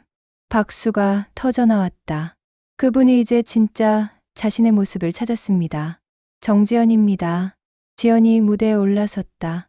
마이크 없이도 충분했다. 마당에 모인 50여 명의 사람들에게는 그녀의 목소리가 잘 들렸다. 안녕하세요. 정지연입니다. 간단한 인사였지만 그 안에 1년간의 모든 변화가 담겨 있었다. 1년 전 저는 제 이름을 잃어버린 사람이었습니다. 지연이 기타를 품에 안으며 말했다. 8년 동안 다른 사람의 그늘에 숨어서 제가 누군지도 모르고 살았어요. 청중들이 조용히 들었다. 하지만 이곳에서 다시 배웠습니다. 제 이름의 무게를, 제 목소리의 힘을. 첫 곡이 시작되었다. 늦게 핀 이름. 사라지는 빛에 내 이름 적는다. 어둠 끝에서야 처음 불러본다. 1년 전 처음 이 노래를 불렀을 때와는 완전히 달랐다. 그때는 떨리고 불안했다면 지금은 확신에 차 있었다. 노래가 끝나자 박수가 쏟아졌다. 두 번째 곡은 새로 만든 봄이 오는 소리였다. 겨울이 길어도 봄은 온다. 늦어도 괜찮아. 내 시간으로. 세 번째 곡, 네 번째 곡이 이어졌다. 모두 지연이 직접 작사, 작곡한 곡들이었다. 각각의 노래에는 1년간의 경험과 감정이 고스란히 담겨 있었다. 콘서트 중간 예상치 못한 일이 일어났다. 마당 입구에서 한 남자가 조용히 손을 흔들었다. 강도윤이었다. 그는 멀찍이 서서 아이처럼 수줍게 박수를 쳤다. 지연이 그를 보고 미소를 지었다. 콘서트가 끝날 무렵 마당 끝에서 또 다른 인물이 나타났다. 윤호였다. 그는 1년 전보다 훨씬 홀쭉해 보였지만 표정은 밝았다. 손에는 작은 꽃다발을 들고 있었다. 마지막 곡을 위해 지연이 마이크를 들었다. 마지막 노래는 처음으로 제 이름으로 만든 곡입니다. 제목은 나입니다. 이 곡은 처음 공개하는 것이었다.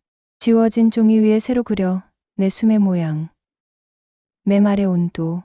지연의 목소리가 봄바람을 타고 퍼져나갔다. 누구의 그늘도 아닌 나만의 햇살 아래서 새들이 화답하듯 지저귀기 시작했다. 비로소 나.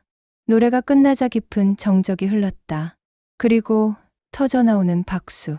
지연은 기타를 내려놓고 깊게 허리를 숙였다. 감사합니다. 모든 분들께. 박수가 그치지 않았다. 영란이 눈물을 닦으며 박수를 쳤고 마을 할머니들이 잘했다. 잘했어라고 외쳤다. 강도윤이 다가와 말했다. 정말 아름다웠어요. 고마워요. 그동안 힘이 되어 주셔서. 이제 진짜 시작이네요. 강도윤이 미소를 지었다. 네. 정말 시작이에요. 윤호도 조심스럽게 다가왔다. 지연아, 형. 와줘서 고마워요. 꽃 좀. 윤호가 수줍게 꽃다발을 내밀었다.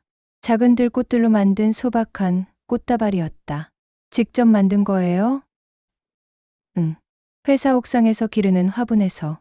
지연이 웃으며 꽃다발을 받았다. 형은 어때요, 요즘? 힘들지만 재밌어. 윤호가 솔직하게 말했다. 진짜 혼자 일해보니까 내가 얼마나 무능했는지 알겠더라. 그래도 하고 있잖아요. 응. 천천히 배워가고 있어. 윤호의 얼굴에 예전에 없던 겸손함이 있었다. 미나는 어때요? 지난달에 다른 회사로 이직했어. 출판사가 아니라 IT 회사로. 잘 됐네요. 응. 이제 아빠 눈치 안 보고 자기 일 할 수 있어서 좋아해. 콘서트가 완전히 끝나고 사람들이 하나둘 돌아간 후 지연은 혼자 마당에 앉아 있었다. 벚꽃잎이 바람에 날려 머리 위로 떨어졌다. 영란이 다가와 옆에 앉았다. 어때? 기분이. 좋아. 정말 좋아. 지연이 하늘을 올려다보며 말했다. 1년 전에는 상상도 못했을 일이야. 뭐가? 내 이름으로 노래 부르는 거. 영란이 지연의 어깨를 토닥였다. 이제 진짜 너 같아. 나도 그래. 해가 서산으로 기울어가고 있었다. 붉은 노을이 하늘을 물들이고 있었다. 지연은 새 노트의 첫 페이지를 펼쳤다. 그 안에 또박또박 적었다.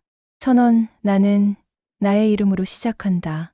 그리고 끝까지 나의 이름으로 끝난다.